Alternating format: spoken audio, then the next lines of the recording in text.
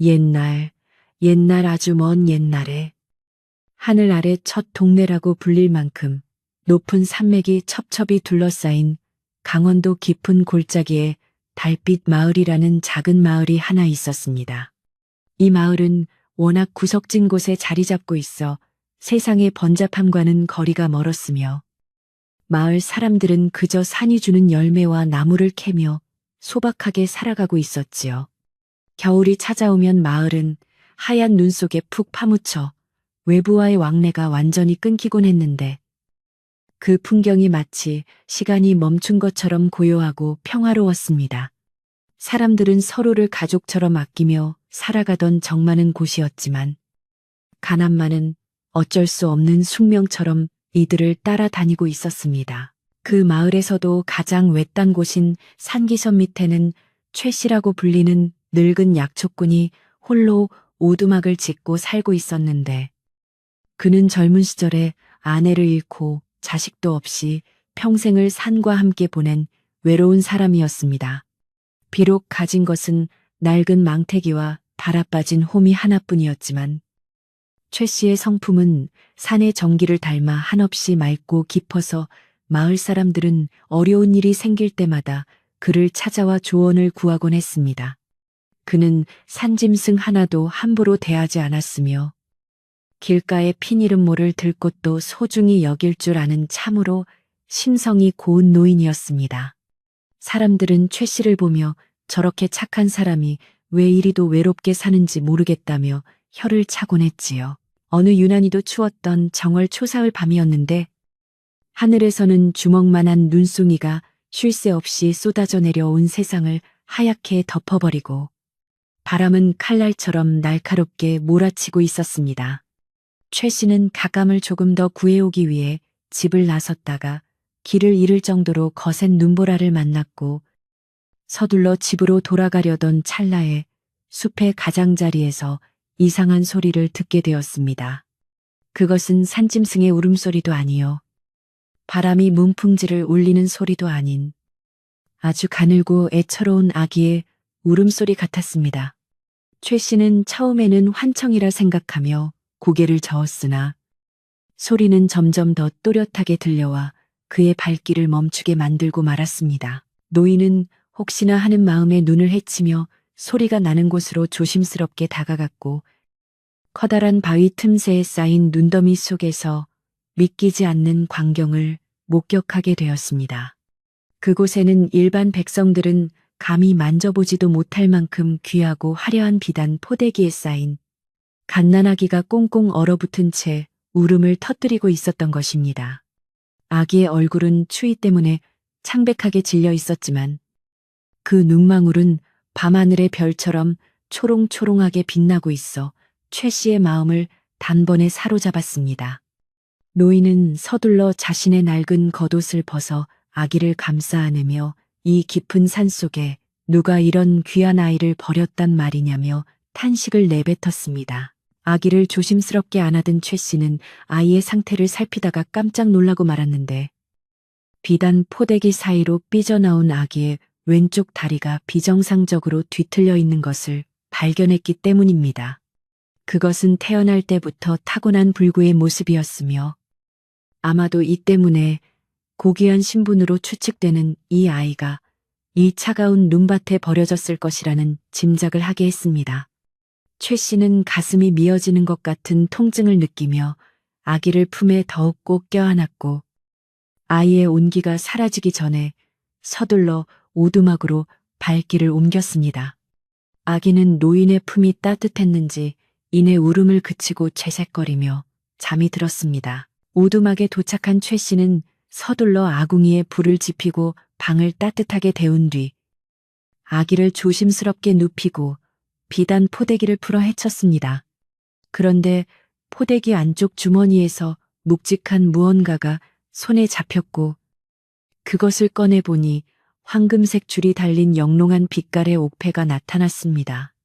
옥패에는 평범한 사람들이 쓸 수 없는 왕실의 문장인 봉황이 정교하게 새겨져 있었으며 뒷면에는 아이의 출생을 증명하는 듯한 글귀가 적혀 있었습니다. 최 씨는 눈이 휘둥그레져서 손을 부르르 떨며 이 아이가 예사로운 신분이 아니라 궁궐에서 나온 왕손임을 직감하게 되었습니다. 노인은 이 엄청난 비밀을 마주하고 한참 동안 숨을 몰아쉬었습니다. 최 씨는 문득 겁이 덜컥 났는데 왕실의 아이가 왜 다리가 불편하다는 이유만으로 이 먼 곳까지 와서 버려져야 했는지 그 속사정을 짐작하기조차 어려웠기 때문입니다. 만약 누군가 이 아이를 찾으러 온다면 자신과 아기 모두 무사하지 못할 것이라는 생각이 들었지만 그렇다고 해서 이 가냘픈 생명을 다시 추운 밖으로 내보낼 수는 없었습니다. 노인은 옥패를 깊은 장롱 속에 숨기며 다짐하기를 오늘부터 이 아이는 나의 아들이며 세상 그 누구도 이 아이의 정체를 알게 해서는 안 된다고 스스로에게 굳게 약속했습니다. 그는 아이의 이름을 둘이라고 지어주었는데 이는 둘이서 오손도손 잘 살자는 뜻을 담은 것이었습니다. 다음 날 아침 눈이 그치고 맑은 해가 떴을 때 최 씨는 마을 사람들에게 자신이 먼 친척의 아기를 맡아 키우게 되었다고 둘러대며 소문을 퍼뜨렸습니다. 마을 사람들은 최 씨에게 느지막이 아들이 생겼다며 축하해 주었지만 아기의 다리가 불편하다는 사실을 알고는 안타까운 시선을 보내기도 했습니다. 하지만 최 씨는 개의치 않고 정성을 다해 둘이를 돌보았으며 산에서 구한 귀한 약초를 다려 아기에게 먹이고 매일같이 뒤틀린 다리를 주물러 주었습니다. 둘이는 비록 걸음마는 늦었지만 노인의 사랑을 듬뿍 받으며 무럭무럭 자라났고 그의 미소는 어두운 오두막을 밝히는 유일한 등불이 되어 주었습니다. 시간은 쏜살같이 흘러 어느덧 10여 년이 지났고 둘이는 제법 의젓한 소년으로 성장하여 최 씨의 든든한 길동무가 되어 주었습니다. 비록 한쪽 다리를 절뚝거리며 걷는 불편함이 있었지만 둘이는 성격이 밝고 총명하여 최 씨가 가르쳐주는 약초의 이름과 효능을 단번에 외워버리곤 했습니다. 최 씨는 둘이를 볼 때마다 가슴 한구석이 아릿해지면서도 아이의 귀티나는 외모와 기품 있는 행동거지를 보며 역시 왕가의 피는 속일 수 없다는 것을 느꼈습니다. 그러나 산속에서의 평화로운 삶은 언제까지나 계속될 것만 같았고 둘이는 자신에게 숨겨진 거대한 운명을 전혀 알지 못한 채 노인과 행복한 나날을 보냈습니다. 최 씨는 둘이에게 글을 가르치고 예절을 가르치며 그가 비록 시골 약초꾼으로 살더라도 마음만은 고결한 선비와 같기를 바랐습니다. 둘이는 아버지가 가르쳐준 대로 정직하게 살았으며 다리가 불편하다고 해서 자신을 비관하거나 게으름을 피우는 법이 한 번도 없었습니다. 그는 매일 아침 일찍 일어나 마당을 쓸고 산에 올라가 나무를 해오며 최 씨의 일손을 돕는 효자 중의 효자였습니다. 마을 사람들도 처음에는 둘이의 장애를 이상하게 여겼으나 그의 성실함과 착한 심성을 보며 점차 마음을 열고 그를 마을의 일원으로 받아들이기 시작했습니다. 하지만 최 씨의 마음속에는 항상 불안의 씨앗이 자리 잡고 있었습니다. 어느 봄날 최 씨는 둘이를 데리고 산 깊은 곳으로 약초를 캐러 갔다가 진귀한 산삼을 발견하게 되었는데 이는 둘이의 다리 치료를 위해 그토록 찾아 헤매던 것이었습니다. 최 씨는 땀을 뻘뻘 흘리며 산삼을 캐내어 둘이에게 보여주며 이 약을 먹으면 네 다리가 조금은 더 편안해질 것이라고 기뻐하며 말했습니다. 둘이는 자신의 몸보다 아버지가 더 소중하다며 극구 사양했지만 최 씨의 간곡한 부탁에 결국 약을 받아 마셨습니다. 그날 밤 둘이는 깊은 잠에 빠져들었고 꿈속에서 눈부시게 화려한 옷을 입은 여인이 나타나 자신의 다리를 어루만지며 눈물을 흘리는 모습을 보게 되었습니다. 꿈에서 깨어난 둘이는 어쩐지 가슴이 뭉클해지는 기분을 느꼈고 옆에서 곤히 잠든 최 씨의 얼굴을 보며 자신이 누구인지에 대한 근원적인 궁금증을 처음으로 품게 되었습니다. 그는 가끔 최 씨가 장롱 깊숙한 곳을 바라보며 깊은 한숨을 내쉬는 것을 보았고 그곳에 무언가 자신의 비밀이 숨겨져 있을지도 모른다는 생각을 했습니다. 하지만 아버지가 슬퍼할까봐 차마 묻지 못하고 그저 묵묵히 자신의 할 일을 다할 뿐이었습니다.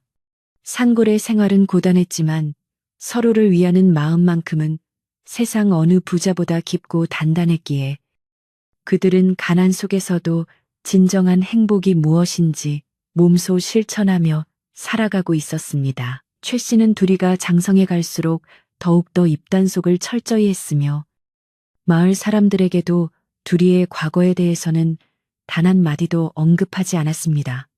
그는 혹시라도 한양에서 관리가 내려오거나 낯선 외지인이 마을을 기웃거리면 가슴이 철렁 내려앉아 둘이를 방 안에 숨기곤 했습니다. 이런 노인의 유별난 행동을 본 마을 사람들은 그저 자식을 너무 아껴서 그러는가 보다 하고 대수롭지 않게 여겼습니다. 하지만 최 씨의 그런 노심초사함은 단순히 자식 사랑 때문만이 아니라 거대한 권력의 소용돌이로부터 이 작은 평화를 지키기 위한 필사적인 몸부림이었다는 것을 아는 이는 아무도 없었습니다. 여름이 되자 달빛 마을의 계곡은 시원한 물소리로 가득 찼고 둘이는 다리가 불편해 물놀이를 제대로 할 수는 없었지만 바위에 앉아 책을 읽으며 세월을 보냈습니다. 최 씨는 그런 아들의 모습을 보며 만약 이 아이가 궁궐에서 제대로 컸다면 지금쯤 얼마나 훌륭한 인재가 되었을까 생각하며 눈시울을 붉혔습니다. 하지만 이내 고개를 저으며 차라리 이름 없는 약초꾼으로 사는 것이 목숨을 부지하는 길이라며 스스로를 위로했습니다. 산골의 여름은 짧았고 어느덧 단풍이 들기 시작하는 가을이 찾아오자 마을에는 예기치 못한 불길한 소문이 하나둘씩 들려오기 시작했습니다. 한양에서 큰 소동이 일어나 임금의 자리를 두고 형제들끼리 싸움이 벌어졌다는 이야기가 보따리 장수의 입을 통해 전해졌는데 그 과정에서 오래전 사라진 왕세자의 행방을 찾는다는 소문도 섞여 있었습니다.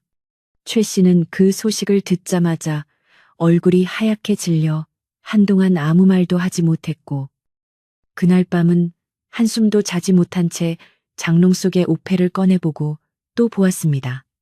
그는 이 평화로운 산골까지 설마 그 소용돌이가 들이닥칠까 싶으면서도 사람의 앞날은 한 치 앞도 알 수 없는 법이라며 불안한 기운을 떨치지 못했습니다. 둘이는 그런 아버지의 이상한 기색을 살피며 조용히 곁을 지켰습니다. 겨울이 다시 찾아오고 마을이 눈에 덮이자 최 씨는 조금 안심하는 듯 보였는데 눈이 쌓이면 길막이 되어 외지인의 출입이 어려워지기 때문이었습니다. 그러나 그는 둘이에게 당부하기를 절대로 혼자 산 멀리 나가지 말고 낯선 사람을 보면 즉시 피하라고 신신당부했습니다. 둘이는 영문도 모른 채 알겠노라고 대답했지만 아버지의 눈빛 속에 서린 깊은 공포를 읽어낼 수 있었습니다.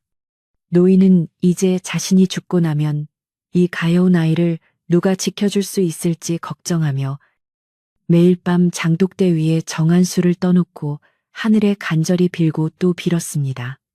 부디 이 아이의 생명만은 지켜달라고 말입니다. 어느 날 오후 최 씨는 마을 어귀에서 낯선 남자가 기웃거리는 것을 목격하게 되었는데 그는 마을 사람들에게 다리가 불편한 젊은이가 이 근처에 사는지 묻고 다녔습니다. 최 씨는 가슴이 철렁 내려앉아 나무 뒤에 숨어서 그 남자의 차림새를 살폈고 그는 평범한 나그네 복장을 하고 있었지만 눈매가 날카롭고 행동거지가 민첩한 것이 예사롭지 않아 보였습니다. 최 씨는 급히 집으로 달려가 둘이를 방 안에 밀어넣고 문을 잠근 뒤 자신도 아무 일 없다는 듯 마당을 쓸기 시작했습니다. 그의 손은 떨리고 있었고 등 뒤로는 식은땀이 줄줄 흘러내려 겉옷을 적실 정도였습니다. 낯선 남자는 결국 최 씨의 집까지 찾아오게 되었고 그는 최 씨에게 물 한 사발을 청하며 은근슬쩍 집안을 살피기 시작했습니다. 최 씨는 애써 평정심을 유지하며 물을 건네주었으나 남자의 시선은 방문 틈 사이를 집요하게 파고들었습니다. 남자는 이 집엔 식구가 누구누구 사느냐고 물었고 최 씨는 그저 늙은이 혼자 적적하게 살고 있다고 거짓말을 했습니다. 남자는 잠시 의심스러운 눈초리로 최 씨를 바라보다가 이내 고맙다는 인사를 남기고 마을 아래로 내려갔습니다. 최 씨는 그가 사라진 뒤에도 한참 동안 그 자리에 주저앉아 거친 숨을 몰아쉬어야만 했습니다. 그날 이후로 최 씨의 오두막에는 무거운 침묵이 감돌았고 둘이는 아버지가 왜 자신을 숨기려 하는지 그리고 그 낯선 자가 누구인지 묻고 싶었지만 꾹 참았습니다. 그는 아버지가 자신을 위해 얼마나 많은 희생을 하고 있는지 잘 알고 있었기에 그저 조용히 기다리는 것이 도리라고 생각했습니다. 하지만 불안한 예감은 빗나가는 법이 없었고 며칠 뒤 마을에는 박서방이라는 새로운 인물이 머물기 시작했다는 소식이 들려왔습니다. 그는 한양에서 온 상인이라고 자신을 소개했지만 최 씨는 그가 지난번 보았던 그 낯선 남자와 한패이거나 혹은 동일 인물임을 직감하고 경계를 늦추지 않았습니다. 달빛 마을의 겨울밤은 깊어만 가고 산짐승의 울음소리가 평소보다 더 처량하게 들리는 어느 날 밤이었습니다. 최 씨는 둘이를 앉혀놓고 이제는 말해줄 때가 된 것 같다며 무겁게 입을 열었지만 차마 왕실의 비밀까지는 말하지 못한 채 그저 내 목숨을 노리는 자들이 있으니 조심해야 한다는 말만 되풀이했습니다. 둘이는 아버지의 손을 꼭 잡으며 걱정하지 마시라고 자신은 아버지를 두고 어디에도 가지 않을 것이라고 위로했습니다. 노인은 아들의 따뜻한 손길에 눈물을 훔치며 다시 한번 이 모진 운명을 원망했지만 이미 시작된 폭풍은 막을 수 없는 것이었습니다. 마을 사람들은 박서방이 나누어주는 진귀한 물건들에 현혹되어 그가 묻는 말에 서슴없이 대답하기 시작했고 최 씨의 집에 숨겨진 아들이 있다는 사실도 조금씩 흘러나갔습니다. 사람들은 악의 없이 최 씨네 아들이 다리가 좀 불편해도 참 착하다는 이야기를 늘어놓았지만 그것이 박서방에게는 결정적인 단서가 되었습니다. 박서방은 음흉한 미소를 지으며 최 씨의 오두막을 주시했고 그의 뒤에는 더 큰 권력의 그림자가 도사리고 있었습니다. 평화롭던 달빛 마을에 어둠의 그림자가 길게 드리워지기 시작했고 최 씨의 한숨은 겨울 바람보다 더 차갑게 방 안을 가득 채웠습니다. 최 씨는 이제 결단을 내려야 할 때가 왔음을 깨달았습니다. 더 이상 이곳에 머물며 숨어 지내는 것만으로는 둘이를 지킬 수 없다는 사실을 알게 된 것입니다. 하지만 불편한 다리를 이끌고 이 추운 겨울에 어디로 도망칠 수 있단 말인지 노인의 머릿속은 복잡한 생각들로 뒤엉켜 있었습니다. 그는 밤늦도록 호롱불 아래서 두리의 해진 옷가지를 기으며 하염없이 눈물을 흘렸습니다. 두리는 그런 아버지의 뒷모습을 보며 자신에게 닥친 위협이 무엇인지 모르지만 아버지를 위해서라면 무엇이든 할 준비가 되어 있다고 다짐하며 조용히 주먹을 불끈 쥐었습니다. 이야기는 이제 막 시작되었고 차가운 눈밭에서 건져 올린 이 작은 생명이 어떻게 거대한 역사의 소용돌이를 헤쳐나갈지 아무도 알 수 없었습니다. 오두막 밖에서는 부엉이가 불길하게 울어대고 저 멀리서 박서방의 발자국 소리가 눈을 밟으며 다가오고 있는 것만 같은 착각이 들었습니다. 최 씨는 품 안의 옥패를 다시 한번 확인하며 긴 밤을 지새웠고 둘이는 깊은 잠결에도 아버지의 흐느낌 소리를 들으며 불안한 꿈을 꾸었습니다. 하얀 눈이 세상을 덮어버린 것처럼 그들의 비밀도 영원히 덮어지기를 바라는 노인의 기도는 과연 하늘에 닿을 수 있을까요? 눈보라가 한풀 꺾이고 산마루에 걸린 달빛이 유난히 시리게 빛나던 날이었지만 달빛 마을의 분위기는 예전 같지 않게 묘한 긴장감이 흐르고 있었습니다. 마을 입구에 있는 주막에는 한양에서 내려왔다는 박서방이라는 사내가 자리를 잡고 앉아 매일같이 술상을 차려놓고 지나가는 사람들을 불러 모으기 시작했습니다. 그는 겉으로는 인심 좋은 상인처럼 행동하며 비단 장사를 하러 왔다고 말했지만 그의 눈빛은 쉬지 않고 마을 구석구석을 훑으며 누군가를 찾는 듯한 기색이 역력했습니다. 사람들은 박서방이 나누어주는 귀한 사탕발림과 술 한 잔에 취해 자신들도 모르는 사이에 마을의 이런저런 비밀들을 하나둘씩 털어놓게 되었습니다. 박서방은 특히 마을에서 가장 외진 곳에 사는 사람들에 대해 묻기를 즐겼는데 그는 교묘한 말솜씨로 사람들의 경계심을 허물어뜨리는데 아주 능수능란한 자였습니다. 그는 술잔을 기울이며 이 깊은 산골에 혹시 몸이 불편하거나 남다른 사연을 가진 젊은이는 없소라고 넌지시 물었고 술 기운이 오른 마을 사람들은 아무런 의심 없이 최 씨네 아들 둘이의 이야기를 꺼내고 말았습니다. 사람들은 둘이가 비록 다리는 절뚝거려도 얼굴이 해처럼 맑고 기품이 넘쳐서 우리 마을의 보배라고 칭찬했지만 박서방의 입가에는 그 말을 듣는 순간 비열한 미소가 스쳐 지나갔습니다. 마을 사람들 사이에서는 어느덧 둘이에 대한 이상한 소문이 소리 없이 번져나가기 시작했는데 이는 박서방이 은근히 흘린 유언비어 때문이기도 했습니다. 누군가는 둘이가 사실은 한양에서 큰 죄를 지은 대역죄인의 핏줄이라 이곳에 숨어든 것이라고 말하기도 했고 또 다른 이는 그가 왕실의 저주를 받아버려진 아이라고 수군거렸습니다. 어제까지만 해도 둘이를 다정하게 대하던 이웃들이 이제는 그의 뒤에서 손가락질을 하거나 최 씨의 오두막 근처를 지날 때면 발걸음을 재촉하며 피하는 광경이 목격되었습니다. 평화로웠던 마을에 의심의 씨앗이 뿌려지자 사람들의 인심도 겨울바람처럼 차갑게 식어갔습니다. 최 씨는 마을의 분위기가 심상치 않게 돌아가는 것을 느끼며 하루하루를 가시방석에 앉은 듯한 기분으로 보내고 있었습니다. 그는 장터에 나갔다가 우연히 박서방과 눈이 마주쳤는데 그때 느꼈던 소름 끼치는 공포를 잊을 수 없어 한동안 집 밖으로 나가지 못했습니다.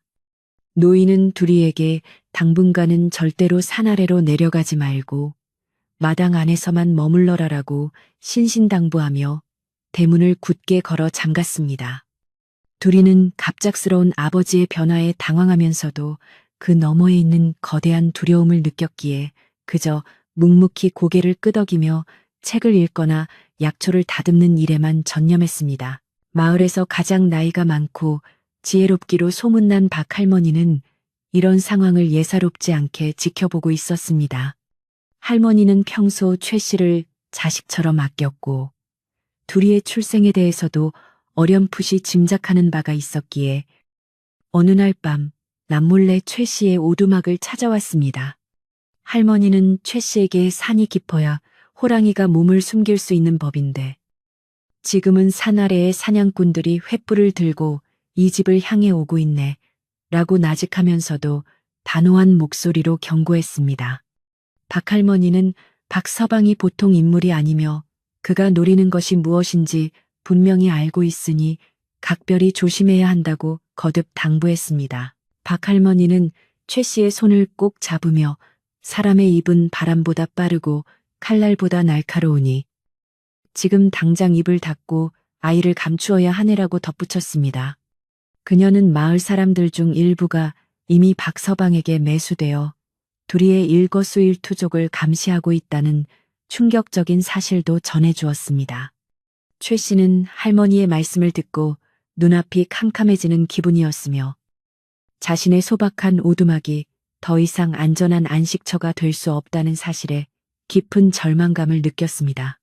하지만 할머니는 하늘이 무너져도 솟아날 구멍은 있는 법이니 끝까지 희망을 버리지 말게라며 노인을 위로하고 어둠 속으로 사라졌습니다. 박서방의 압박은 날이 갈수록 대담해져서 이제는 아예 대놓고 최 씨의 집 마당까지 들어와 기웃거리며 시비를 걸기 시작했습니다. 그는 최 씨에게 이복의 노인장, 이 집에 귀한 보물이 숨겨져 있다는 소문을 들었는데 구경이나 좀 시켜주지 않겠나라며 비아냥거렸습니다. 최 씨는 온몸을 부르르 떨며 우리같이 가난한 집에 무슨 보물이 있겠소. 그저 늙은 약초꾼 하나와 아픈 자식뿐이오라고 대꾸했지만 박서방은 눈을 가늘게 뜨며 방 안쪽을 살피려 들었습니다. 둘이는 방 안에서 숨을 죽인 채 이들의 대화를 듣고 있었고 자신의 존재가 아버지에게 얼마나 큰 짐이 되고 있는지 깨달으며 가슴 아파했습니다. 마을의 우물가에서도 아낙네들의 수다 속에 둘이의 이야기가 끊이지 않았는데 최 씨 영감이 어디서 저런 아이를 데려왔는지 참 알다가도 모를 일이야라며 의구심을 드러내는 이들이 많아졌습니다.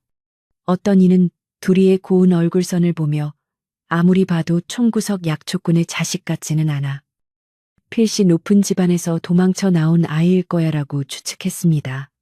이런 소문들은 꼬리에 꼬리를 물고 이어져 결국 박서방의 귀에 들어가게 되었고 그는 자신이 찾고 있는 인물이 확실하다는 확신을 갖게 되었습니다.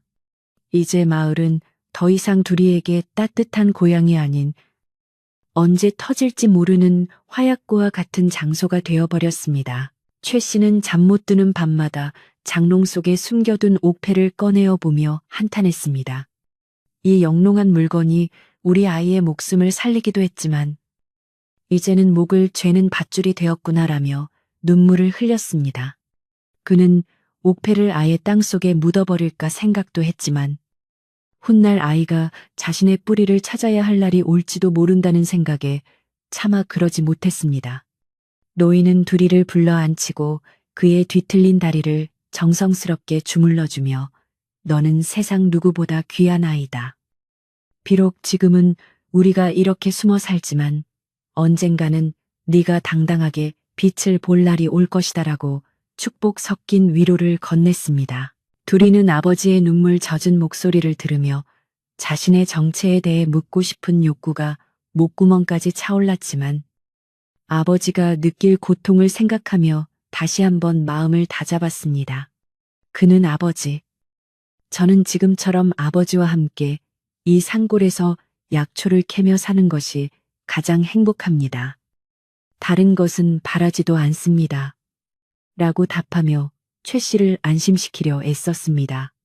하지만 둘이의 마음 한편에는 자신을 버린 부모에 대한 원망과 동시에 왜 자신이 이런 운명을 타고나야 했는지에 대한 서글픔이 파도처럼 밀려왔습니다.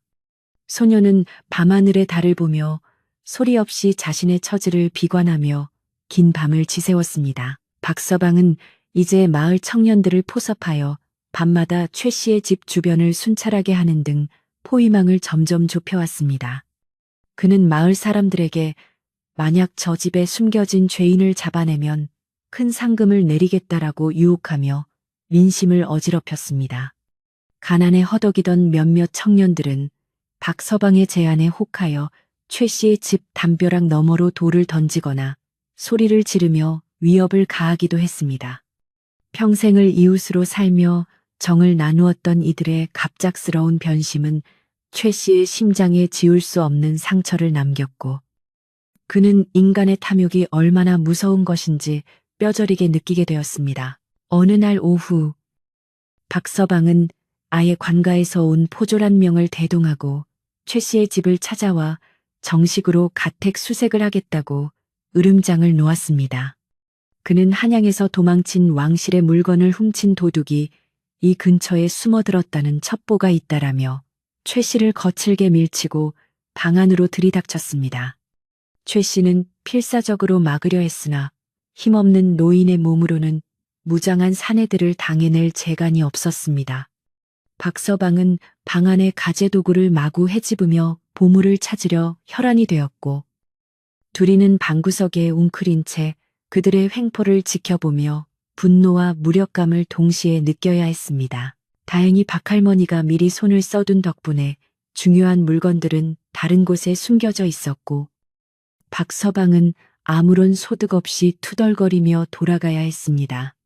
하지만 그는 떠나면서 최 씨의 귓가에 이번에는 운 좋게 넘어갔지만 다음에는 네 목숨을 내놓아야 할 것이다라고 싸늘하게 속삭였습니다. 최 씨는 그가 돌아간 뒤 마당에 주저앉아 대성통곡을 했고 둘이는 아버지를 부축하며 이를 악물었습니다. 소년의 눈에는 그동안 본 적 없는 서늘한 광채가 서리기 시작했는데 그것은 억압받는 자가 가지는 처절한 생존 본능이자 왕가의 핏줄이 가진 본연의 위험이기도 했습니다. 마을의 분위기는 이제 극도로 험악해져서 최 씨 부자는 집 밖으로 한 걸음도 나갈 수 없는 지경에 이르렀습니다. 마을 사람들은 박서방의 감시가 두려워 최 씨와 눈을 마주치려 하지 않았고 심지어 아이들조차 병신아들이 사는 집이라며 놀려대기 일쑤였습니다. 최 씨는 이런 수모를 겪으면서도 오직 둘이의 안위만을 걱정하며 식사도 거른 채 밤낮으로 기도에 매달렸습니다. 그는 자신이 받은 모든 고통은 감내할 수 있지만 아무 잘못 없는 아들이 세상의 미움을 받는 것은 참을 수 없었습니다. 하지만 그가 할 수 있는 일은 그저 낡은 문틀을 붙잡고 우는 것뿐이었습니다. 그러던 중 박할머니가 다시 한번 어둠을 틈타 최 씨를 찾아와 뜻밖의 소식을 전했습니다. 박서방이 사실은 현재 권력을 잡고 있는 권신들의 사주를 받은 비밀 요원이며 그들의 목적은 왕위 계승의 정통성을 위협할 수 있는 둘이를 영원히 제거하는 것이라는 이야기였습니다. 할머니는 이미 한양에서는 군사들이 이쪽으로 향하고 있다는 소문이 파다하네. 이대로 앉아서 죽음을 기다릴 수는 없지 않은가라며 최 씨를 다그쳤습니다. 최 씨는 이제 도망칠 곳도 숨을 곳도 없다는 사실을 깨닫고 깊은 절망에 빠졌지만 할머니의 단호한 눈빛을 보며 마지막 용기를 내기로 했습니다. 박 할머니는 마을 사람 중에도 여전히 최 씨를 믿고 따르는 이들이 소수 남아있으니 그들의 도움을 받아 진실을 밝힐 기회를 만들어 보자고 제안했습니다. 그녀는 사람의 마음을 움직이는 것은 공포가 아니라 진실된 덕망일세. 둘이가 그동안 마을을 위해 해온 일들을 사람들에게 상기시켜야 하네라고 말했습니다. 실제로 둘이는 다리가 아픈 와중에도 산에서 구한 귀한 약초를 가난한 이웃들에게 몰래 나누어 주곤 했으며 그 덕분에 목숨을 구한 이들이 몇몇 있었습니다. 박 할머니는 그들의 양심에 호소하여 박서방의 악행을 폭로할 계획을 세우기 시작했습니다. 최 씨는 할머니의 계획을 들으며 희망의 빛을 보았지만 한편으로는 둘이가 대중 앞에 나섰을 때 겪게 될 위험 때문에 주저했습니다. 하지만 둘이가 직접 방문을 열고 나와 아버지, 더 이상 숨어 지내고 싶지 않습니다. 제가 누구인지, 왜 우리가 이런 고통을 겪어야 하는지 당당하게 묻고 싶습니다라고 말하며 자신의 의지를 보였습니다. 소년의 목소리에는 떨림이 없었으며 그 어느 때보다 확신에 차 있었습니다.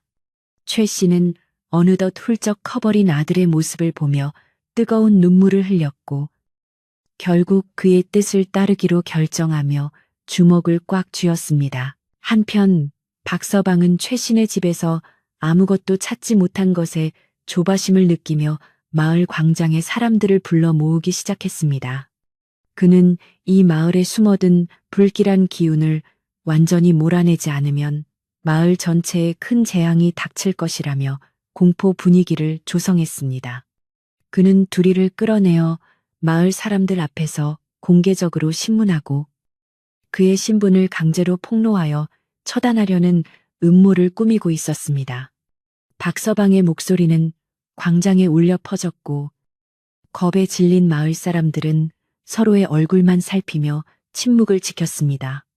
폭풍 전야와 같은 고요함 속의 긴장감은 극도로 고조되었습니다. 최 씨는 박 할머니의 도움을 받아 마을의 여론을 다시 우호적으로 돌리기 위해 조심스럽게 움직였습니다. 그는 평소 은혜를 입었던 이웃들을 찾아가 박서방의 정체와 그가 꾸미는 일이 얼마나 사악한 것인지 알렸습니다. 사람들은 처음에는 보복이 두려워 외면했으나 최 씨가 건네는 진심 어린 호소와 둘이의 평소 선행을 떠올리며 조금씩 마음을 열기 시작했습니다. 우리가 저 어린아이를 죽음으로 내몰아서야 되겠습니까? 라는 최 씨의 말에 몇몇 장정들이 고개를 끄덕이며 힘을 보태겠다고 약속했습니다. 보이지 않는 곳에서 변화의 물결이 일기 시작한 것입니다. 박서방은 마을 광장에 큰 기둥을 세우고 포졸들을 배치하여 공포스러운 분위기를 연출하며 최 씨와 둘이를 압송해 오라는 명령을 내렸습니다. 그는 마을 사람들에게 누구든지 이들을 돕는 자는 똑같은 대역죄인으로 다스리겠다라고 엄포를 놓았습니다. 마을 사람들은 광장 주변으로 몰려들었지만 그들의 눈빛에는 이전과는 다른 복잡한 감정이 서려 있었습니다. 박서방은 자신의 승리를 확신하며 비열하게 웃었지만 그는 민심이라는 것이 얼마나 무섭게 변할 수 있는지 전혀 알지 못했습니다. 운명의 날은 밝아왔고 달빛 마을의 평화는 이제 벼랑 끝에 서게 되었습니다. 최 씨는 둘이의 옷을 정성껏 입히고 머리를 빗겨주며 오늘 무슨 일이 일어나더라도 너는 나의 가장 자랑스러운 아들임을 잊지 말아라고 마지막 당부를 전했습니다. 둘이는 아버지를 향해 깊은 절을 올리고는 불편한 다리를 이끌고 당당하게 문을 나섰습니다. 문 밖에는 박서방이 보낸 포졸들이 기다리고 있었고 그들은 무자비하게 최 씨 부자를 끌고 광장으로 향했습니다. 길가에 서 있던 마을 사람들은 차마 그 광경을 보지 못하고 고개를 돌리거나 나직하게 한숨을 내뱉었습니다. 소녀는 차가운 바람을 맞으며 자신의 운명을 맞이하기 위해 한 걸음씩 앞으로 나아갔습니다. 광장에 도착하자 박서방은 단상 위에서 내려다보며 자, 보아라 이 자가 바로 마을을 망치려 숨어든 가짜, 약초꾼의 자식이자 왕실의 기강을 어지럽힌 불길한 존재다라고 소리를 질렀습니다. 사람들은 수군거리기 시작했고 분위기는 금방이라도 폭발할 듯 험악해졌습니다. 최 씨는 둘이의 앞을 가로막으며 이 아이는 아무 죄가 없소. 차라리 늙은 나를 벌하시오. 라고 울부짖었습니다. 박서방은 그런 최 씨를 발로 차며 조롱했고 그 순간 마을 사람들 사이에서 나직한 술렁임이 일어났습니다.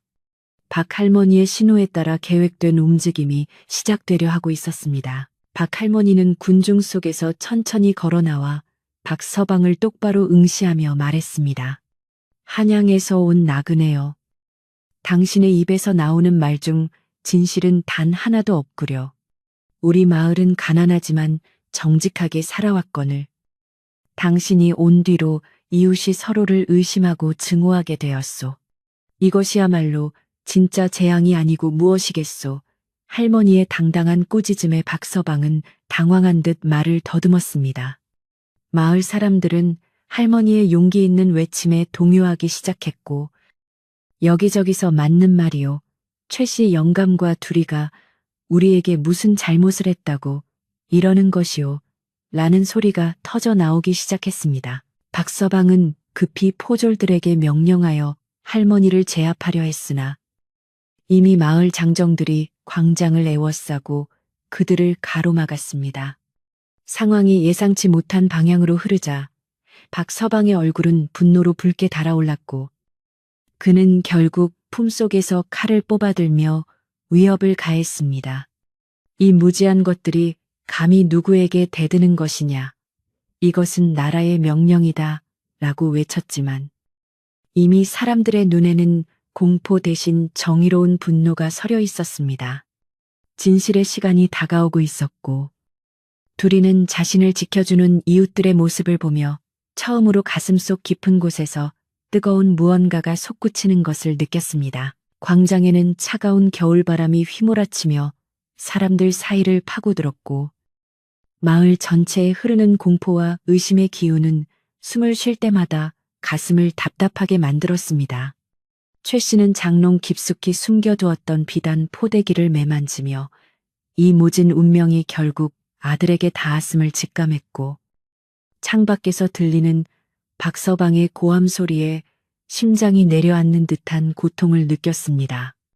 그는 이제 더 이상 숨길 수 없는 진실의 무게를 깨닫고 아들에게 모든 사실을 털어놓아야 할 때가 왔음을 알았으며 두려움 속에서도 마지막 용기를 내어 호롱불 앞에 앉아 아들을 불러 앉혔습니다. 둘이는 아버지의 어두운 표정을 보며 자신의 운명이 평범하지 않음을 이미 짐작하고 있었지만 막상 마주한 진실의 그림자는 소년의 상상을 초월하는 거대한 것이었습니다.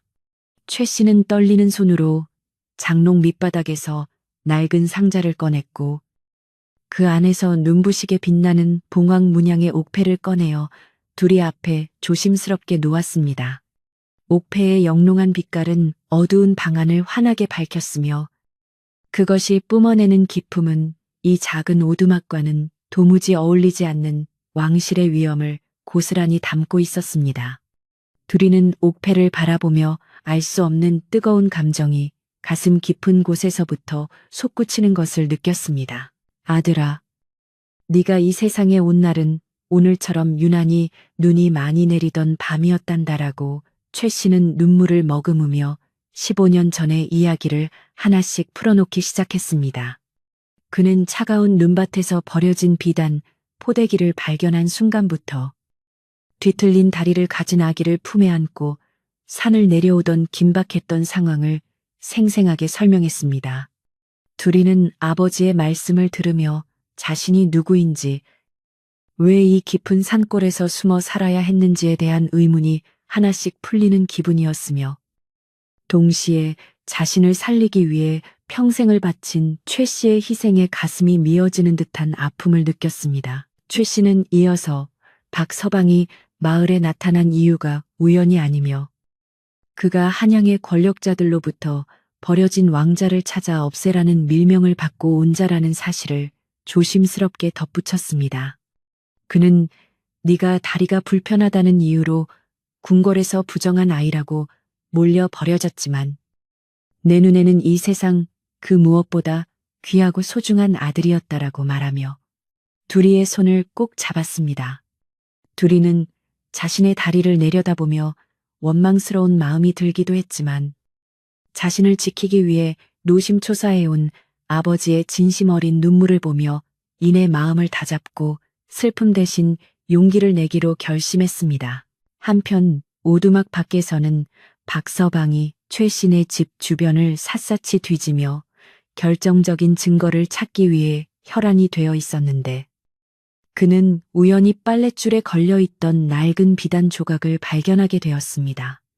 그것은 최 씨가 아기를 쌀 때 썼던 포대기에서 떨어진 작은 조각이었으나 박서방의 날카로운 눈은 그 무늬가 왕실에서만 사용하는 특수한 문양임을 단번에 알아차렸습니다.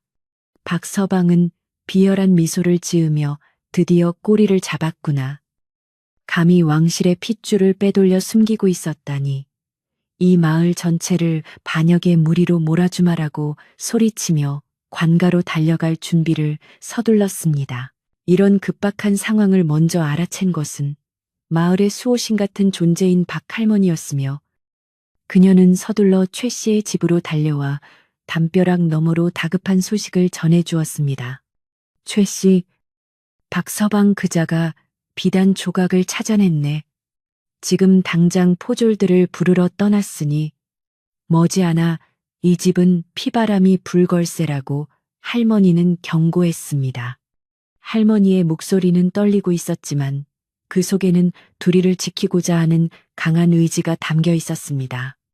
최 씨는 얼굴이 흑빛으로 변하며 어찌할 바를 몰랐지만 옆에서 듣고 있던 두리의 눈빛은 오히려 차갑고 단단하게 빛나기 시작했습니다. 두리는 자리에서 일어나 옷매무새를 가다듬으며 아버지, 더 이상 도망칠 곳은 없습니다. 숨어 지내는 것은 우리를 도와준 마을 사람들에게도 큰 피해를 주는 일입니다라고 단호하게 말했습니다. 그는 자신이 직접 마을 사람들 앞에 나가 모든 진실을 밝히고 박서방의 탐욕과 불의를 꾸짖기로 마음먹었습니다. 최 씨는 아들의 위험한 결심에 처음에는 극구 반대했으나 어느덧 성숙한 기운을 내뿜는 두리의 눈빛을 보며 더 이상 말릴 수 없음을 깨달았습니다. 노인은 아들의 결정을 존중하기로 하고 함께 광장으로 나갈 채비를 마쳤습니다. 마을에는 이미 박서방이 퍼뜨린 불길한 소문이 가득 차서 사람들은 최신의 오두막에 숨겨진 비밀이 곧 마을의 재앙이 될 것이라며 두려움에 떨고 있었습니다. 사람들은 최 씨가 왕실의 죄인을 숨겨주어 우리 모두가 몰살당하게 생겼다며 수군거렸고, 어떤 이들은 당장 두리를 끌어내어 관가에 넘겨야 한다고 주장하기도 했습니다. 평소 두리에게 약초를 받아먹으며 고마워했던 이들조차 분위기에 휩쓸려 냉정한 태도를 보이기 시작했습니다. 이러한 인간의 변심은 두리에게 큰 상처를 주었지만 그는 이것이 바로 자신이 극복해야 할 첫 번째 시련임을 잘 알고 있었습니다. 두리는 방 한 구석에 놓여있던 옥패를 챙겨 품속 깊이 넣고 아버지가 주었던 낡은 지팡이를 짚으며 방문을 열고 나갔습니다. 찬바람이 소년의 뺨을 스쳤지만 그의 발걸음은 한치의 흔들림도 없었으며 뒤를 따르는 최 씨의 눈에는 안쓰러움과 자랑스러움이 교차했습니다. 그들은 마을 중앙의 느티나무 광장을 향해 천천히 걸어갔고 길가에 서 있던 마을 사람들은 그들을 보며 욕설을 퍼붓거나 침을 뱉기도 했지만 두리는 그 모든 수모를 묵묵히 견뎌내며 앞으로 나아갔습니다. 소년의 기품 있는 자태는 비록 남루한 옷차림이었으나 범접할 수 없는 위엄을 뿜어냈습니다. 광장에 도착하자 이미 박서방이 관아에서 데려온 포졸 몇 명과 함께 기세등등하게 버티고 서 있었으며 그는 두리를 보자마자 저기 반역자의 씨앗이 제 발로 걸어 나오는구나 라고 비아냥거렸습니다. 박서방은 사람들에게 비단 조각을 흔들어 보이며 이것이 증거다. 저 늙은 약초꾼이 왕실의 보물을 훔치고 도망친 죄인을 숨겨주었으니 오늘 이 자리에서 본보기를 보여주마라고 외쳤습니다. 마을 사람들은 박서방의 말에 겁에 질려 웅성거렸고 분위기는 금방이라도 폭동이 일어날 것처럼 험악해졌습니다.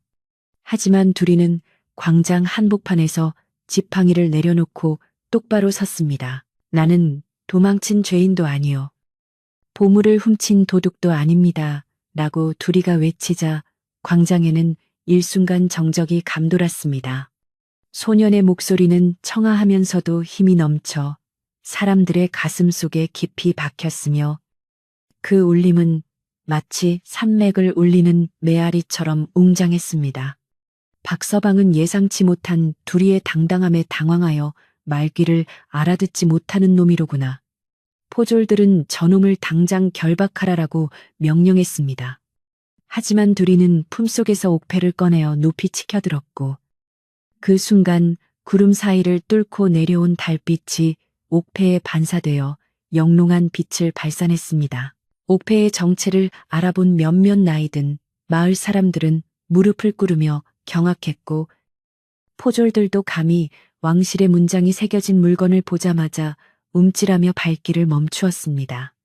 두리는 옥패를 든 손을 내리지 않은 채 박서방을 똑바로 응시하며 이것은 내가 태어날 때부터 내 몸을 감싸고 있던 증표이며 내가 진정 누구인지를 하늘이 증명하는 물건이다. 당신은 감히 왕실의 혈육을 해치려 한 죄를 어떻게 감당하려 하느냐 라고 꾸짖었습니다. 박서방은 식은땀을 흘리며 그것은 가짜다. 어디서 그런 물건을 훔쳐와 사기를 치느냐라고 소리쳤지만 그의 목소리는 이미 떨리고 있었습니다. 이때 마을의 지혜로운 박할머니가 군중 속에서 걸어 나와 옥패를 자세히 살피더니 사람들을 향해 큰 소리로 말했습니다. 이 무늬는 일반 백성이 흉내낼 수 있는 것이 아니오. 15년 전 나라에 큰 병고가 있어 왕세자가 사라졌다는 소문이 돌았는데 이 아이가 바로 그분이 틀림없소. 할머니의 증언에 마을 사람들은 술렁이기 시작했고 박서방에게 가졌던 공포는 점차 불의에 대한 분노로 바뀌어 갔습니다. 사람들은 최 씨가 그동안 보여주었던 정직한 성품과 두리의 어진 행동들을 떠올리며 박서방의 말이 거짓일지도 모른다는 의심을 품게 되었습니다. 두리는 사람들의 눈빛이 변하는 것을 느끼며 한 걸음 더 앞으로 나아가 자신의 뒤틀린 다리를 가리켰습니다. 나는 비록 다리가 불편하게 태어났으나 이 땅의 백성들과 함께 숨쉬고 살아온 이 마을의 아들입니다. 왕궁의 화려함보다 이곳의 소박한 정이 나를 키웠고 아버지 최 씨의 사랑이 나의 생명을 지켰습니다. 박서방은 권력의 개가 되어 무고한 사람들을 위협하고 이웃 간의 신뢰를 깨뜨리고 있습니다. 누가 진정한 반역자인지 여러분의 눈으로 직접 확인하십시오. 둘이의 진심 어린 호소는 마을 사람들의 다친 마음을 세차게 두드렸습니다. 박서방은 상황이 불리하게 돌아가자 직접 칼을 뽑아들고 둘이를 향해 달려들려 했지만 이미 마을 장정들이 둘이의 앞을 가로막으며 보호막을 형성했습니다. 장정들은 낫과 채미를 들고 박서방과 포졸들을 에워쌌으며 우리는 이 마을의 이웃을 지키겠소. 박서방 당신은 당장 이 마을에서 떠나시오라고 외쳤습니다. 박서방은 수많은 인파의 기세에 눌려 더 이상 앞으로 나아가지 못하고 씩씩거리며 후퇴해야 했습니다. 그는 두고 보자 한양에서 군사들이 내려오면 너희는 모두 죽은 목숨이다 라고 저주를 퍼부으며 어둠 속으로 도망쳤습니다. 소동이 잠시 가라앉자 최 씨는 자리에 주저앉아 안도의 눈물을 흘렸고 둘이는 아버지를 부축하며 사람들에게 고개 숙여 인사를 올렸습니다. 마을 사람들은 자신들이 잠시나마 둘이를 의심했던 것을 부끄러워하며 다가와 사과의 뜻을 전했고 광장은 다시금 따뜻한 온기로 가득 차기 시작했습니다. 하지만 둘이는 이것이 끝이 아님을 알고 있었습니다. 박서방이 한양으로 도망쳐 군사를 끌고 올 것이 분명했기에 마을을 지키기 위한 대책을 세워야 했습니다. 둘이는 박할머니와 마을 어른들을 모시고 대책을 논의하기 시작했으며 소년의 리더십은 위기 속에서 더욱 빛을 발했습니다. 박할머니는 한양까지는 거리가 멀어 군사가 도착하려면 적어도 사흘은 걸릴 것이니 그동안 우리는 이 아이의 정체를 세상에 널리 알리고 공정한 관리를 찾아 도움을 청해야 하네라고 조언했습니다.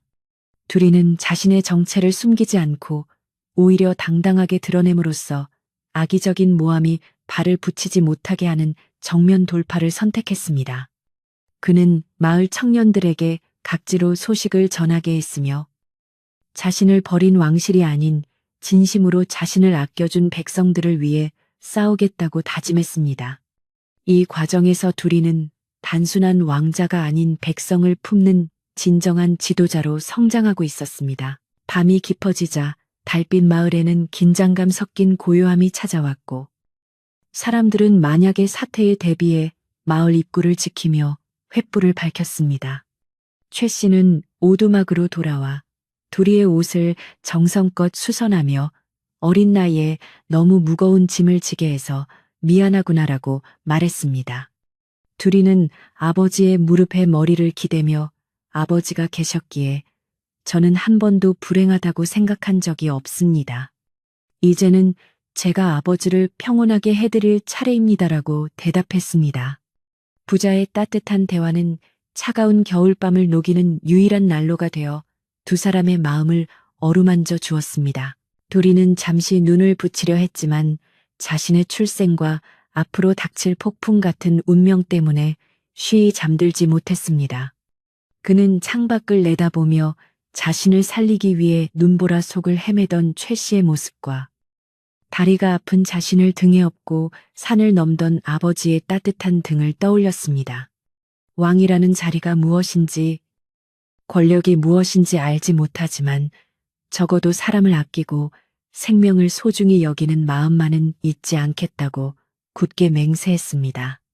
소녀는 어둠 속에서도 자신의 길을 비춰주는 밝은 달을 바라보며 결연한 의지를 다졌고 이제 마을의 평화를 되찾기 위한 최후의 준비를 마쳤습니다. 다음 날 아침 마을 사람들은 둘이의 지시에 따라 일사불란하게 움직였으며 각자의 역할을 분담하여 방어 태세를 갖추었습니다.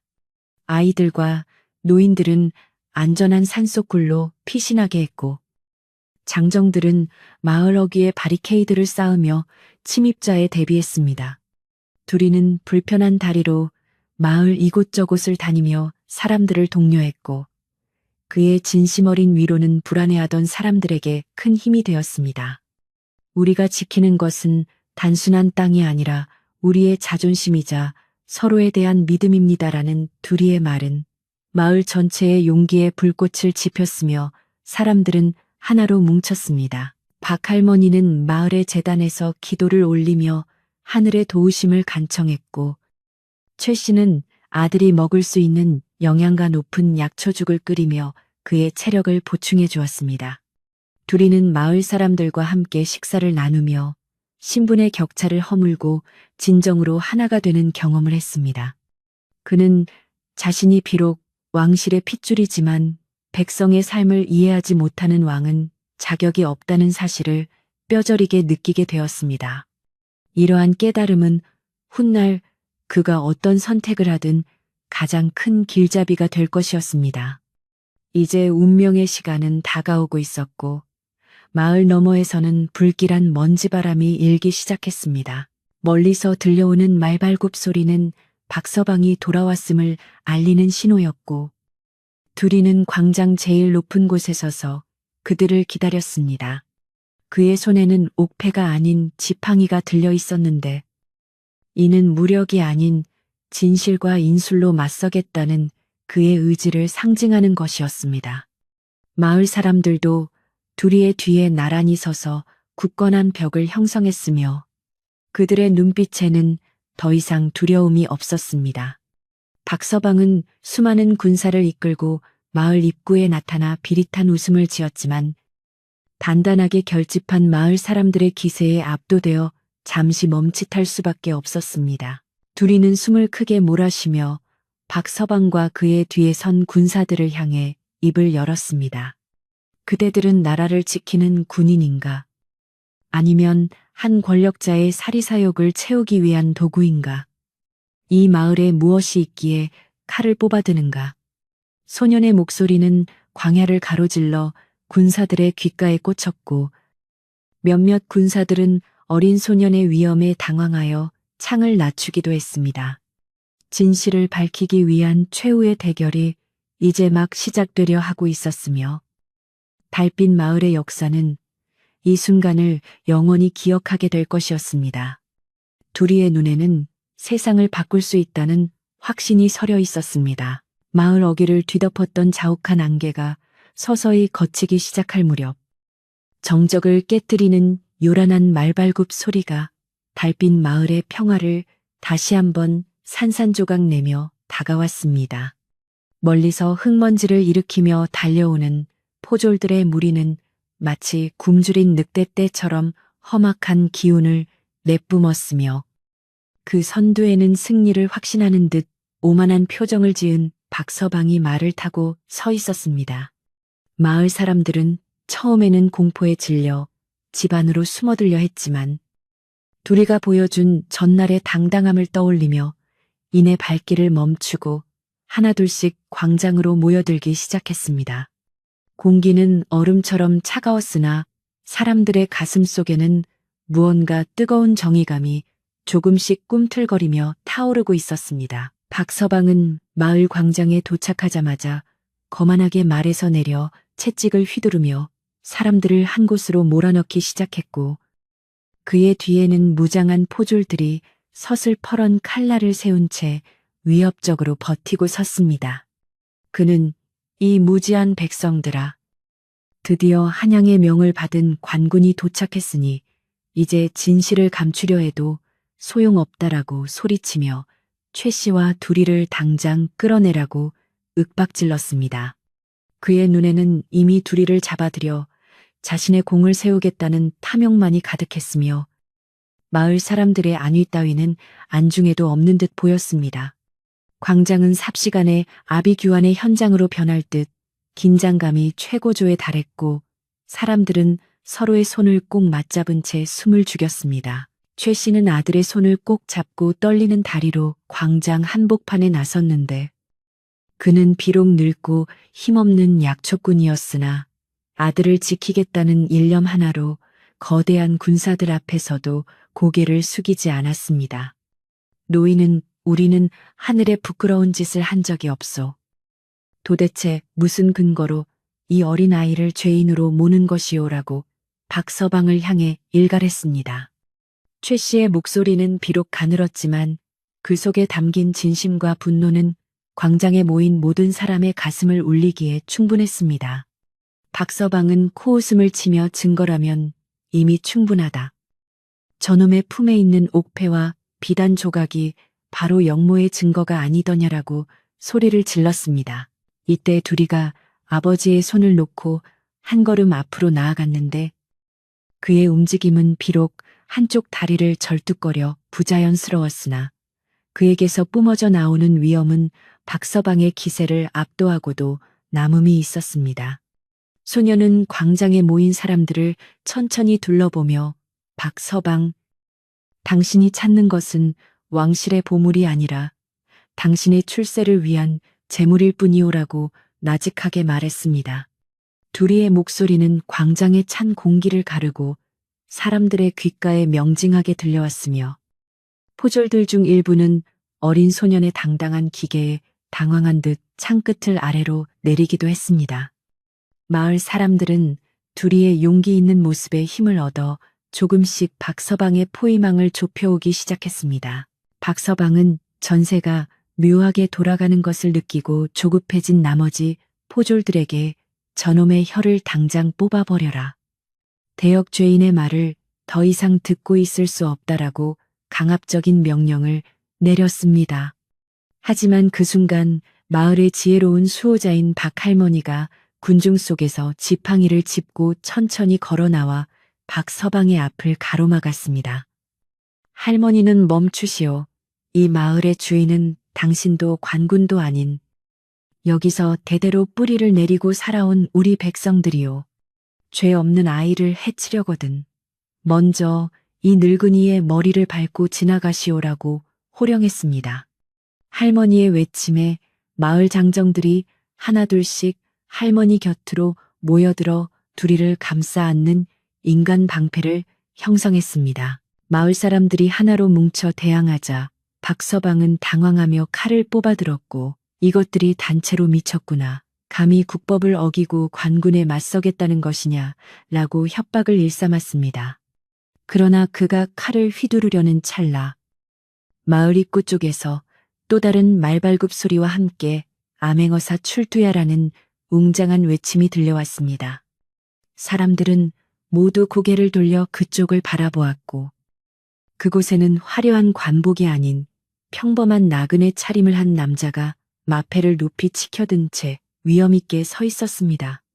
그는 조정에서 비밀리에 파견된 암행어사로 박서방의 비리와 왕실 비밀의 진상을 파악하기 위해 이곳까지 내려온 것이었습니다. 암행어사는 차가운 눈빛으로 박서방을 쳐다보며 네 이놈, 감히 왕실의 명을 사칭하여 무고한 백성을 위협하고 사리사욕을 채우려 하다니 그 죄가 하늘에 닿았다라고 엄히 꾸짖었습니다. 어사의 출현에 박서방의 얼굴은 순식간에 잿빛으로 변했고 그를 따르던 포졸들은 서둘러 무기를 버리고 땅바닥에 엎드려 목숨을 구걸하기 시작했습니다. 어사는 품속에서 진짜 왕명을 꺼내어 보이며 현재 임금님께서는 사라진 왕세자의 소식을 듣고 그를 보호하라는 명을 내리셨다. 박서방, 너는 권신들과 결탁하여 이 귀한 핏줄을 제거하려 했으니 그 배후를 낱낱이 밝혀야 할 것이다라고 선언했습니다. 광장에 모인 마을 사람들은 이 놀라운 반전에 모두 환호성을 질렀으며 최 씨는 아들 둘이를 껴안고 바닥에 주저앉아 감격의 눈물을 쏟아내었습니다.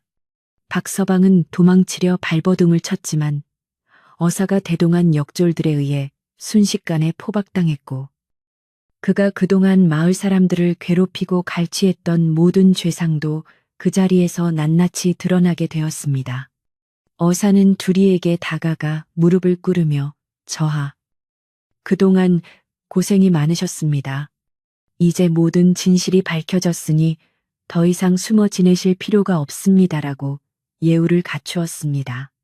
둘이는 어사를 정중히 일으켜 세우며 자신은 왕자가 아닌 최 씨의 아들로서 살고 싶다는 뜻을 조심스럽게 전했습니다. 소동이 어느 정도 정리되자 암행어사는 박서방과 그 일당을 압송하여 관하로 떠날 준비를 마쳤고 마을 사람들에게는 그동안의 혼란을 위로하며 곡식과 옷가지를 나누어 주었습니다. 마을 광장은 공포 대신 기쁨의 웃음꽃이 피어났으며 사람들은 서로의 어깨를 두드리며 우리가 드디어 이겨냈어라고 기뻐했습니다. 특히 둘이를 의심했던 이들은 최 씨 부자를 찾아와 진심으로 머리를 숙여 사과했으며 최 씨는 그들을 너그럽게 용서하며 다시 예전처럼 지내자고 말했습니다. 달빛 마을을 짓누르던 어둠의 그림자는 걷히고 이제 진정한 평화가 찾아오기 시작한 것입니다. 어사는 떠나기 전 둘이에게 한양으로 가서 정식으로 신분을 회복할 것을 제안했으나 둘이는 여전히 망설이는 기색을 보이며 곁에 선 최 씨를 바라보았습니다. 그는 저는 이곳 달빛 마을의 흙냄새와 물소리가 좋습니다. 저를 낳아준 분들의 뜻도 중요하겠지만 저를 사람답게 키워준 이곳의 은혜를 잊을 수 없습니다. 라고 말하며 자신의 진심을 전했습니다. 어사는 소년의 깊은 속내와 인품에 감탄하며 저하의 뜻이 정그러하시다면 잠시 이곳에 머물며 마음을 추스르십시오. 하지만 언젠가 나라가 저하를 부를 때 그 부름에 답해주시길 바랍니다라고 정중하게 말하며 길을 떠났습니다. 포졸들이 물러가고 박서방이 끌려간 뒤 마을은 다시 예전의 고요함을 되찾았으며 사람들은 마치 악몽에서 깬 듯 가벼운 마음으로 각자의 집으로 돌아갔습니다. 최 씨는 아들과 함께 오두막으로 걸어오며 아들아, 이제 더 이상 네 다리 때문에 부끄러워하거나 숨지 않아도 된단다. 너는 우리 마을뿐만 아니라 이 나라에서 가장 귀하고 당당한 사람이니까라고 말해주었습니다.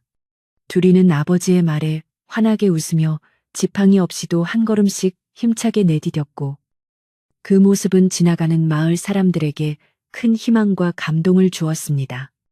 그날 오후의 햇살은 유난히 따뜻하게 최 씨 부자의 뒷모습을 비추고 있었습니다. 마을 사람들은 자발적으로 모여 그동안 망가졌던 최 씨의 오두막을 수리하고 마당을 깔끔하게 정리해 주었으며 아낙네들은 각자 집에서 가져온 귀한 음식들로 풍성한 잔치상을 차렸습니다. 그들은 더 이상 둘이를 불구 왕자가 아닌 우리의 둘이로 부르며 진심으로 아끼고 사랑해 주었습니다.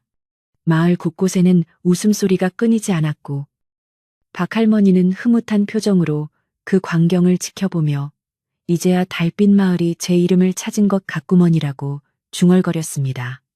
위기가 지나간 뒤에 찾아온 평화는 이전보다 훨씬 더 단단하고 아름다웠으며 사람들의 마음도 한층 깊어졌습니다. 둘이는 잔치 자리에서 마을 어르신들에게 술 한 잔씩을 올리며 그동안의 도움에 감사를 표했고 특히 자신의 정체를 지켜주기 위해 애써준 박할머니에게는 직접 캔 산삼을 선물했습니다. 사람들은 둘이의 겸손하고 예의 바른 태도에 다시 한번 감복했으며 역시 왕실의 핏줄은 달라도 뭐가 다르다라고 칭찬을 아끼지 않았습니다. 하지만 둘이는 그럴 때마다 저는 그저 아버지를 사랑하는 아들일 뿐입니다라고 답하며 공을 최 씨에게 돌렸습니다. 최 씨는 아들의 기특한 모습에 연신 눈시울을 붉히며 자신이 15년 전 아기를 살린 것이 인생에서 가장 잘한 일임을 다시금 확신했습니다. 해가 뉘엿뉘엿 저물어갈 무렵 잔치는 막바지에 다다랐고 마을 사람들은 각자의 집으로 돌아가기 전 최 씨의 손을 잡으며 다시는 이런 시련이 없기를 기원했습니다. 둘이는 광장 한가운데 서서 마을 너머 산등성이를 바라보며 한양에 계실지도 모를 친부모님을 생각했습니다. 그분들이 자신을 버린 이유가 무엇이든 간에 이제는 그 원망마저도 눈 녹듯 사라졌음을 느꼈습니다. 그는 비록 한쪽 다리가 불편하지만 마음만은 그 누구보다 건강하고 풍요로운 사람이 되어 있었으며 그것은 모두 가난한 약초꾼 아버지와 따뜻한 이웃들 덕분임을 잘 알고 있었습니다. 밤이 되자 최 씨 부자는 오랜만에 편안한 마음으로 방 안에 마주 앉아 옥패를 다시 들여다보았습니다. 이제 옥패는 숨겨야 할 위험한 물건이 아니라 둘이의 과거와 현재를 이어주는 소중한 징표가 되어 있었습니다.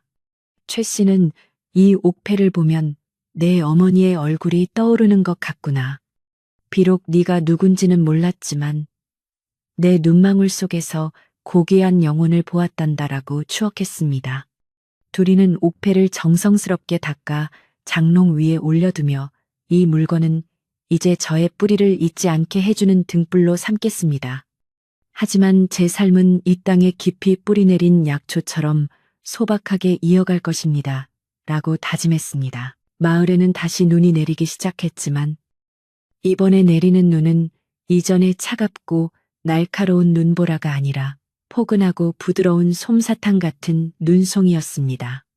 사람들은 따뜻한 구들방에서 서로의 온기를 나누며 깊은 잠을 청했고 최 씨의 오두막에서도 은은한 호롱불빛이 창밖으로 새어나와 평화로운 분위기를 자아냈습니다. 박서방이라는 거대한 장애물이 사라진 뒤 마을 사람들은 서로를 향한 믿음을 더욱 굳건히 했으며 어떠한 어려움이 닥쳐도 함께 이겨낼 수 있다는 자신감을 얻게 되었습니다. 달빛 마을의 겨울은 그렇게 따뜻하게 익어가고 있었으며 이야기는 이제 행복한 결말을 향해 나아가고 있었습니다. 둘이는 잠자리에 들기 전 문득 박서방이 남기고 간 말들이 떠올랐으나 이내 고개를 저으며 그 모든 부정적인 생각들을 떨쳐버렸습니다. 악은 결국 스스로 파멸의 길을 걷게 되며 진실과 정의는 시간이 걸리더라도 반드시 밝혀진다는 진리를 몸소 체험했기 때문입니다. 소녀는 자신의 뒤틀린 다리를 소중하게 어루만지며 너 덕분에 내가 진정한 사랑을 배울 수 있었어라고 속삭였습니다.